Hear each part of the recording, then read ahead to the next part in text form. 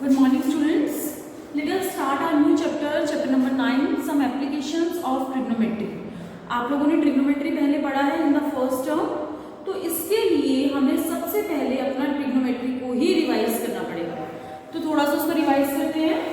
We have 6 trigonometric ratios, sin theta, cos theta, tan theta, cosecant theta, secant theta and cot theta, जिसमें से आपको पता है कि sin theta and cosecant theta they are the reciprocals of each other.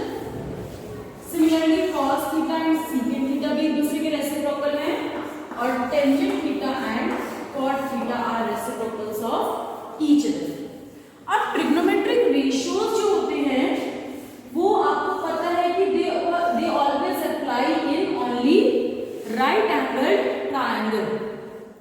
हम एक right angle triangle में ही trigonometric ratios को यूज कर सकते हैं, जहां पर आपको पता है कि आप एक एंगल को ऐसे थीटा लेते हो, दिस इज योर 90 डिग्री, और थीटा के सामने वाली जो साइड होती है, जो इसके अपोजिट साइड होती है, that is called as perpendicular.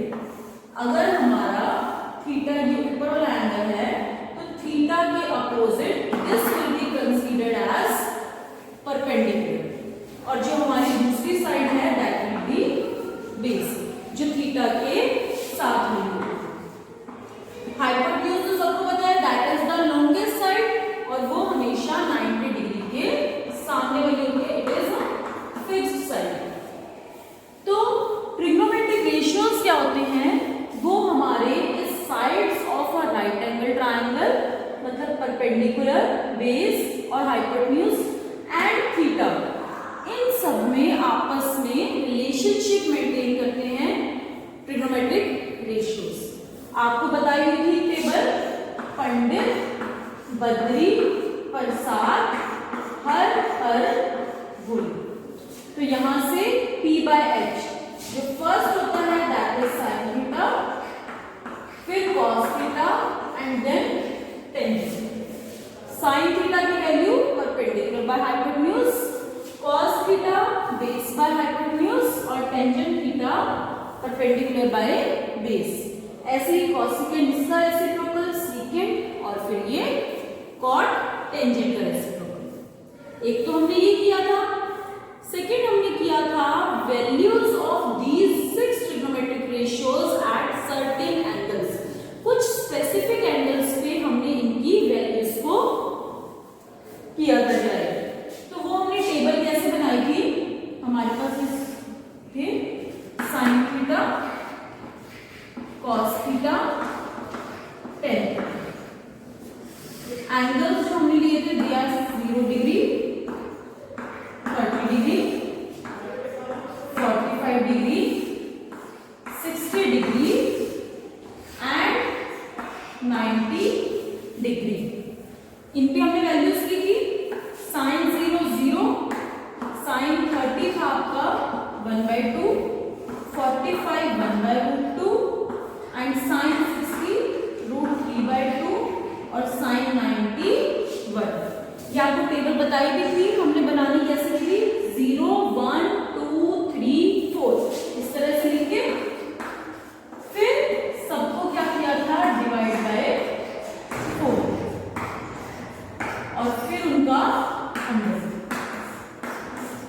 तो यहीं से हमारी वैल्यू आई थी 0/4 0, 1/4 का रूट 1/2 एंड सेम वे बाकी सारी वैल्यूज। अब sin थीटा की एक वैल्यू अगर आपने ले ली तो cos के लिए तो इसी का ही रिवर्स हो जाता है। ये 1 cos 0 1, cos 30 √3/2, 45 1/√2, cos 60 is 1/2 and cos 90 is 0।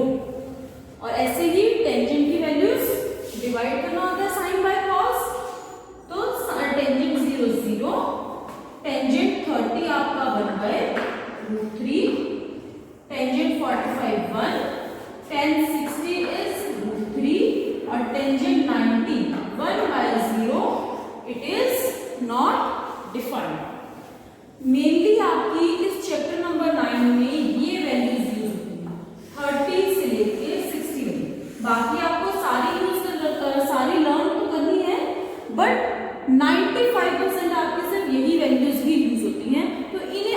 आपको लर्न करना है। नेक्स्ट हमने किया था कॉम्प्लीमेंट्री एंगल्स का टॉपिक। उसमें क्या था, cos of 90 minus theta is equal to sin theta। Same way में sin of 90 minus theta को हम लिख देते थे cos theta। ऐसे ही हमारा cot और tangent आपस में इंटरचेंज हो जाता था। cot of 90 minus theta को tangent theta, tangent of 90 minus theta को cot theta। And same way में cosecant and secant are interlinked। और एक हमने ट्रिग्नोमेट्रिक आइडेंटिटीज ली थी, वो कौन सी थी हमारी, sin square theta plus cos square theta that is equal to 1। यही हमारे सिलेबस में थी। तो बस ये था आपका a brief revision of chapter number 8 that is trigonometry. तो हमें सिर्फ इनमें से कुछ चीजों की जरूरत पड़ेगी अपने इस next chapter number 9 applications of trigonometry, जिसे हम हाइट्स एंड डिस्टेंसेस भी बोल देते हैं। आप अगर एक्स्ट्रा बुक्स में देखोगे तो इस चैप्टर को कई जगह पे हाइट और डिस्टेंस बोला जाता है, because with the help of this chapter हम क्या करते हैं, किसी भी चीज की हाइट या दो पॉइंट्स के बीच का डिस्टेंस मेजर करते हैं। तो स्टार्ट करते हैं chapter number 9। Yes, now before starting our exercise, कुछ टर्म्स हैं जो हमें पता होनी चाहिए इस चैप्टर को करने के लिए। The first one is line of sight। line of sight का मतलब क्या होता है कि जहां पे हमारा ऑब्जेक्ट है, सपोज मेरा ऑब्जेक्ट यहाँ पर है और मैं यहाँ पर हूँ, तो इस ऑब्जेक्ट से from me to this object जो एक स्ट्रेट लाइन बनती है वो होती है लाइन ऑफ साइट। सपोज मेरा ऑब्जेक्ट यहाँ ऊपर है तो मेरी लाइन ऑफ साइट ये हो जाएगी। ऑब्जेक्ट अगर नीचे है तो this will be my line of site. कि मेरी आंखों से, मेरे आईज से ऑब्जेक्ट तक जाती हुई जो बिल्कुल स्ट्रेट लाइन बनती है उसे हम बोलते हैं लाइन ऑफ साइट। ऐसे ही हमारे पास एक आता है हॉरिजॉन्टल लेवल। हॉरिजॉन्टल लेवल का मतलब है कि जहां पर हम खड़े हैं, जहां पर हमारी आईज हैं, तो उसके बिल्कुल सामने जो लाइन जाती है दैट इज हॉरिजॉन्टल। हमारे बिल्कुल सामने से जो जा रही है, बिल्कुल स्ट्रेट जो लाइन जा रही है that is the horizontal level. The third one is angle of elevation. अब ये हमारी दो टर्म्स हैं, angle of elevation and angle of depression. ये सबसे इंपॉर्टेंट है। एंगल ऑफ एलिवेशन, जब आप कहीं ऊपर की तरफ देख रहे हो, आपका ऑब्जेक्ट ऊपर है, तो जो एंगल बनता है लाइन ऑफ साइट और हॉरिजॉन्टल के बीच में, वो होता है एंगल ऑफ डिप्रेशन। जब हम तो नीचे हैं और ऑब्जेक्ट ऊपर है तो हॉरिजॉन्टल लेवल ये हो जाएगा और लाइन ऑफ साइट ये। So this will be the angle of elevation जो ऊपर की साइड है। सेम वे में एंगल ऑफ डिप्रेशन है जब हम नीचे की तरफ देख रहे हैं। जब हम खड़े तो यहाँ पर हैं और ऑब्जेक्ट हमारा ये है, तो हॉरिजॉन्टल तो आपकी सेम ही है, ये इस तरह से हमने ऑब्जेक्ट को देखा। So this will be the angle of depression और ये है आपका angle of elevation. Horizontal level और लाइन ऑफ साइट के बीच में जो एंगल बनता है, अगर वो ऊपर की साइड बन रहा है तो एलिवेशन, नीचे की तरफ बन रहा है तो डिप्रेशन। स्टार्ट करते हैं एक्सरसाइज 9.1। इस चैप्टर में जब आप क्वेश्चंस करोगे तो सबसे पहले एक फिगर जरूर बना लोगे, एक रफ स्केच कि आपको क्वेश्चन में क्या कहा हुआ है। तो क्वेश्चन नंबर 1 देखते हैं। A circus artist is climbing a 20 metre long rock. अब यहाँ पर आपके पास रोप, थ्रेड्स, इस तरह के क्वेश्चंस बहुत सारे आएंगे। तो आपने जब भी इन चीजों को कंसीडर करना है तो उनको एकदम से टाइटली वो स्ट्रेच है ये चीज लेके चलनी है। दिस इज अ वायर, ये इस तरह से है, आपने ये नहीं लेके चलना कि वो ऐसे नीचे हुई हुई है। जब भी आप किसी रोप या थ्रेड की बात के बारे में क्वेश्चन होगा तो that will be always stretch, और अगर स्ट्रेच होगी तो it will always form a straight line. ठीक है, तो सर्कस आर्टिस्ट क्या है, एक 20 मीटर लॉन्ग रॉक पे क्लाइंब कर रहा है which is tightly stretched and tied from the top of a vertical pole. ये मेरा कोई पोल है तो इसके टॉप से इस तरह से ऐसी बंधी हुई है, तो यहां से सर्कस आर्टिस्ट आपका क्लाइंब कर रहा है। Find the height of the pole, इस पोल की हाइट हमने लेनी है। If the angle made by the rock, इस रॉक ने ग्राउंड लेवल के साथ जो एंगल बनाया है दैट इज 30 डिग्री। और आपको इसमें गिवन क्या था एक और चीज कि climbing a 20 metre long rock, rock ये है, टाइट है, तो एक स्ट्रेट लाइन की शेप ले लेगी। अब यहाँ पर देख लो, this is a right angle triangle, आपको ये हाइट निकालनी है, थीटा है, थीटा के सामने वाला परपेंडिकुलर, परपेंडिकुलर पता है, हाइपोटेन्यूज पता है, तो कौन सा रिलेशन होता है, साइन का। तो sine 30 is equal to perpendicular by hypotenuse, sine 30 is 1/2 perpendicular h by 20, तो h की वैल्यू आ जाएगी आपकी 20/2, that is 10. Question number 2. A tree breaks due to storm and the broken part bends so that the top of the tree touches the ground making an angle of 30 degree with it. अब आपके पास एक tree है जो because of any storm ये ऊपर से टूट के, तो इसका ये पोर्शन इस तरह से शेप ले लिया, तो यहां पर आ गया है, और ये जो इसका ग्राउंड के साथ ये जो टॉप था, ये टॉप आपका नीचे आ गया, इसने ग्राउंड के साथ एंगल बना दिया 30 डिग्री को, 30 डिग्री का एंगल बना दिया। अब आपको दिया हुआ है कि foot of the tree and the point where the top touches the ground, ये दोनों पॉइंट इनके बीच का डिस्टेंस है 8 मीटर, और आपको फाइंड आउट करनी है हाइट ऑफ द ट्री। अब ट्री जो है वो हमारा ये पूरा बड़ा था, मैं इस ट्रायंगुलर पोर्शन को नेम दे देती हूँ ABC। तो अब देखो AB और ये ऊपर वाला पोर्शन आके इसने AC वाली शेप ले ली है, तो हाइट ऑफ द ट्री हो जाएगा AB प्लस AC। तो अब मुझे AB भी फाइंड आउट करनी है और AC। तो देखो थीटा के साथ वाली साइड है, तो ये बेस हमें गिवन है, परपेंडिकुलर और हाइपोटेन्यूज हमें फाइंड आउट करना। तो परपेंडिकुलर और बेस टेंजेंट थीटा, तो tan 30 is equal to AB by 8, tan 30 की वैल्यू 1/√3 is equal to AB by 8, तो AB आपके पास आ जाएगी 8/√3। अब आप रूट वाला पोर्शन कभी भी डिनोमिनेटर में नहीं रखते हो, तो इसे हम रैशनलाइज करेंगे, न्यूमरेटर और डिनोमिनेटर को √3 से मल्टीप्लाई करके, so it will be 8√3/3 metre. AB की वैल्यू आ गई। सिमिलरली AC निकालना है, हाइपोटेन्यूज और बेस, cos की रिलेशनशिप, तो cos 30 is equal to 8/AC। तो यहां से cos 30 हमारे पास होता है √3/2, 8/AC, तो AC की वैल्यू आ गई 16/√3। सेम वही ऊपर और नीचे √3 से multiply, so it will B 16√3/3। Height निकालनी है, तो हाइट हमारे पास क्या है, AB plus AC, that means 8√3/3 plus 16√3/3, it will B 24√3/3।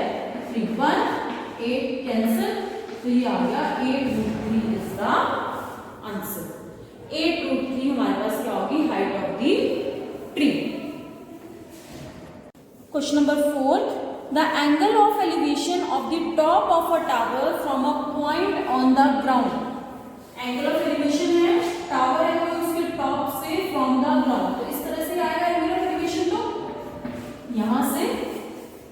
that is given to be from a point on the ground which is 30 meter away from the foot of the tower. Foot होता है उसका bottom most point, जैसे हमने T वाले question में भी उसका foot था, मतलब बॉटम मोस्ट पॉइंट।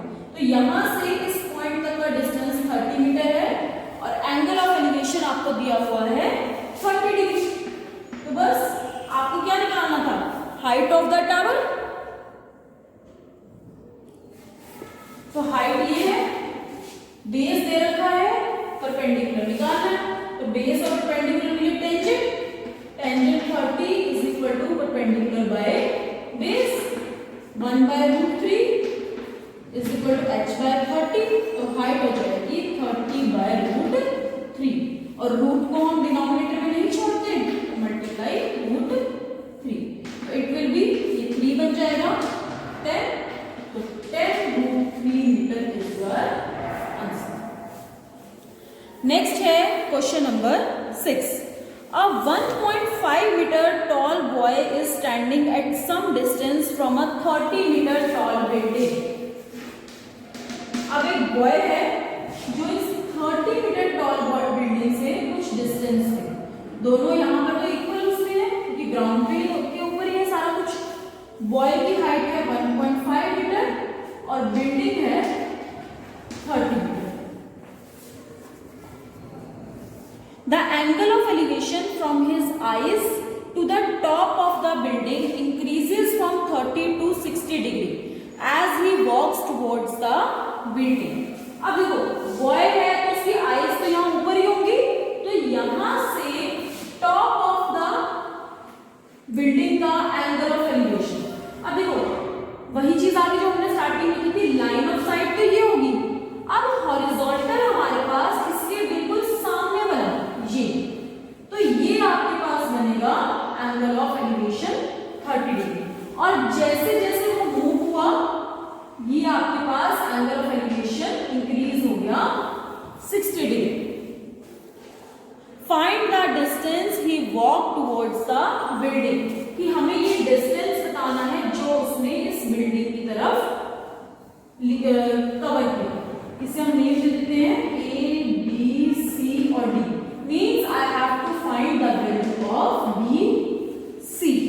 अब देखो सबसे पहले तो आपका जो भी यहाँ पर काम होगा, जो भी आप लेंथ लोगे, साइड्स लोगे ट्रायंगल की, वो इस पॉइंट से लोगे।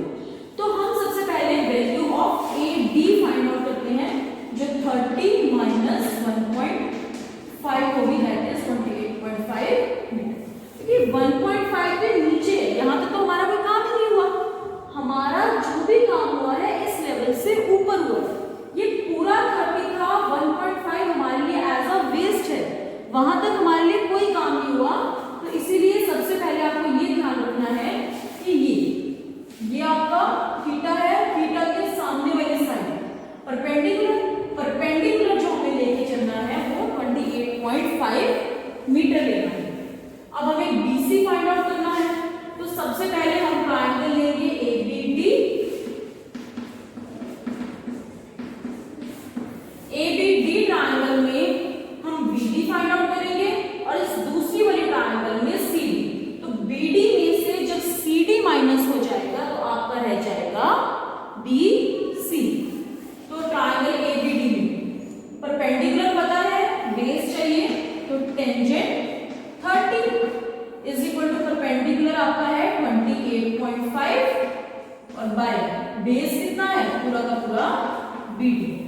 टेंजेंट 30 की value 1 by √3 is equal to 28.5 by BD। तो यहां से आपका BD आ गया 28.5 √3। नेक्स्ट हम फाइंड आउट करते हैं दूसरी ट्रायंगल, इन ट्रायंगल ACD।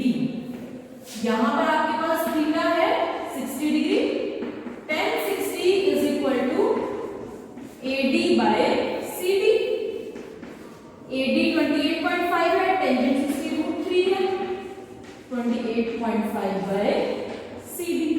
तो CD की वैल्यू हो जाएगी 28.5 बाय √3। इसे हम सॉल्व कर लेंगे, simplify.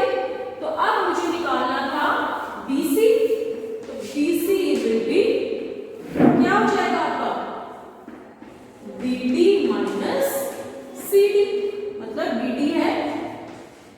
28.5 root 3 minus 28.5 upon root 28.5 common ले लो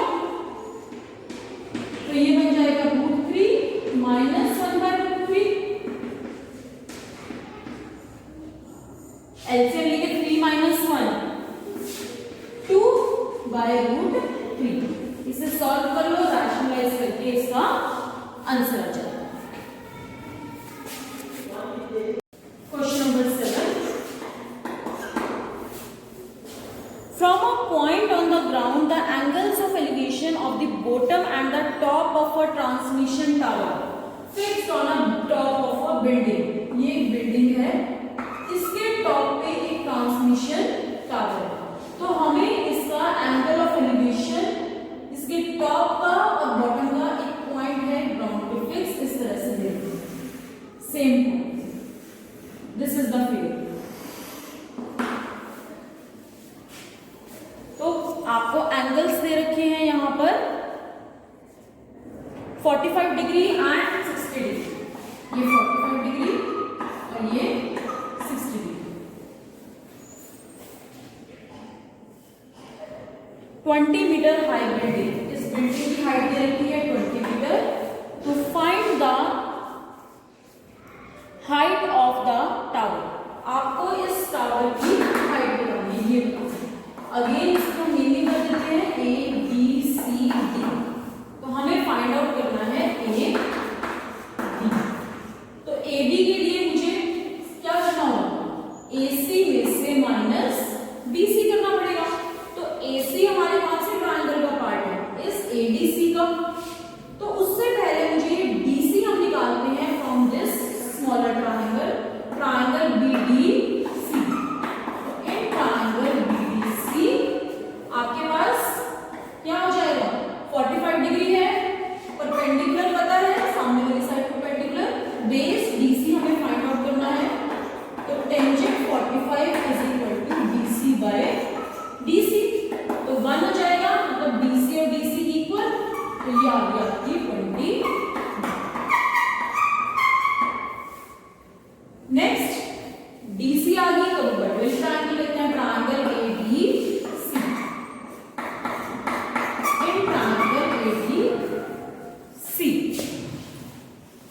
एडीसी में tangent 60 is equal to AC by DC. Tangent 60 होता है आपके पास रूट 3।